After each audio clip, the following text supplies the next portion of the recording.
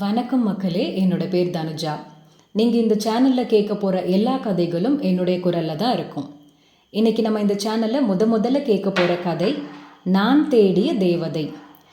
இந்த கதை கண்மணி அப்படிங்கிற புத்தகத்திலிருந்து ஆர் மகேஸ்வரி அவர்கள் எழுதிய கதை தான். கதைக்குள்ள போகலாம் வாங்க. கடலூர் நகரை விட்டு தள்ளி மெயின் ரோட்டிலேயே அந்த மிக பிரம்மாண்டமான பங்களா இருந்தது. ராஜேஸ்வரி அம்மாள் பூஜை அறையில் விளக்கேற்றி கந்த சஷ்டி கவசம் பாடிக்கொண்டிருந்தார். காலை உணவை சமைத்துவிட்டு தான் ராஜேஸ்வரி அம்மாள் பூஜை அறைக்குள் நுழைந்தால், எத்தனை வேலைக்காரர்கள் இருந்தாலும் தனது கணவருக்கும் மகனுக்கும் பார்த்து பார்த்து சமைத்து தன் கையாலேயே பரிமாறுவார்.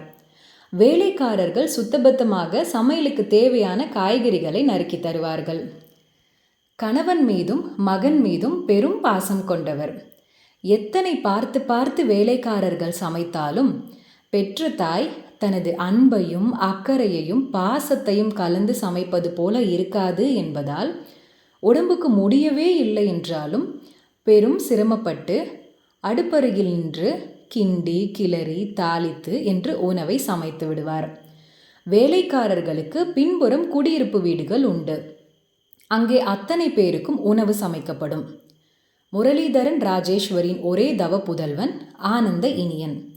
நீண்ட 10 வருட காத்திருப்புக்கு பிறகு பிறந்தவன்.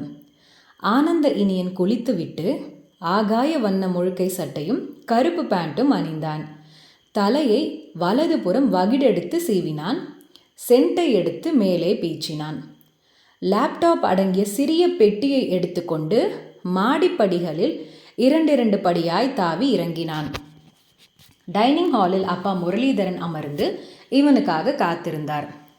வாப்பா, இரவு உன் அறையில் ரொம்ப நேரம் லைட் எரிஞ்சிட்டு இருந்ததே, ரொம்ப நேரம் ஒழிச்சிருந்தியா ஆனந்தா? ஆமாம்ப்பா, படுக்க விடியற்காலை 3 விட்டது.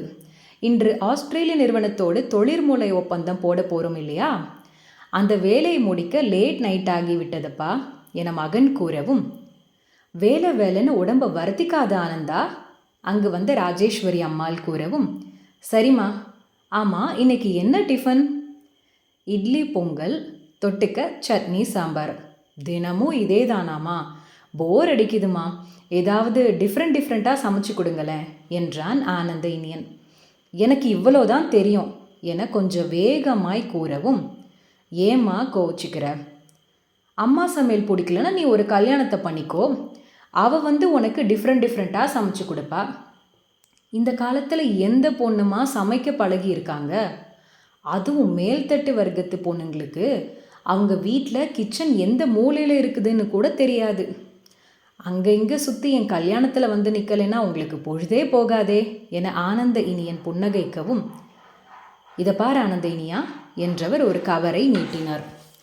என்னம்மா அது? பொண்ணோட ஃபோட்டோ எனவும் பிரித்து பார்த்தான். ஒப்பாய் வெட்டிய முடியை முன்புறமாய் போட்டு அழகான புன்னகையுடன் இருந்தாள் அந்த பெண். நல்ல நிறத்தில் அழகாக தான் இருந்தாள். பெண் அழகா இருக்கிறா இல்லையா ஆனந்தா? ஆமாம்மா. அப்போ இவளை உனக்கு பேசி முடிச்சிடலாமா?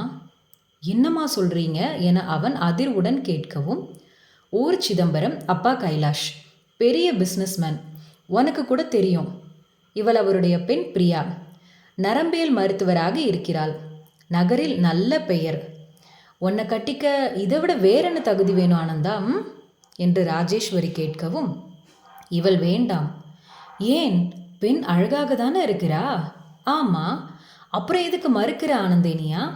பிடிக்கலம்மா. பெண் ரதி போல இருக்கிறா. உனக்கும் இவளுக்கும் 10 பொருத்தமும் பொருந்தி இருக்கு. கைலாஷ் நம்ம கூட சம்மந்தம் வச்சுக்கிறதுக்கு ரொம்ப விருப்பப்படுறார் இனியா என முரளிதரன் சொன்னார். அந்த பொண்ணுக்கும் உன்னை பிடிச்சிருக்கான். டாக்டருக்கு படித்த பொண்ணுங்க எனக்கு டாக்டர் மாப்பிள்ளையே தான் வேணும்னு கேட்பாங்க. இந்த பொண்ணு உன்னை பற்றி கேள்விப்பட்டிருக்கு.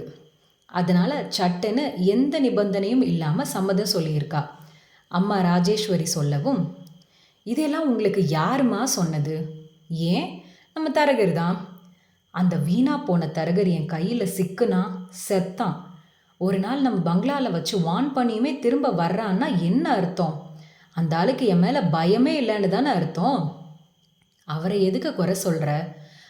அந்த ஆள் பொண்ணுங்க ஃபோட்டோவை தூக்கிட்டு வந்து உங்ககிட்ட கொடுக்கறதுனால தானே நீங்கள் ஏன் உயிரை வாங்குறீங்க? இந்த பொண்ணு ஏன் வேண்டாம்? பொண்ணு அழகாக தான் இருக்கிறா, நிறமாவும் இருக்கிறா, டாக்டராகவும் இருக்கிறா.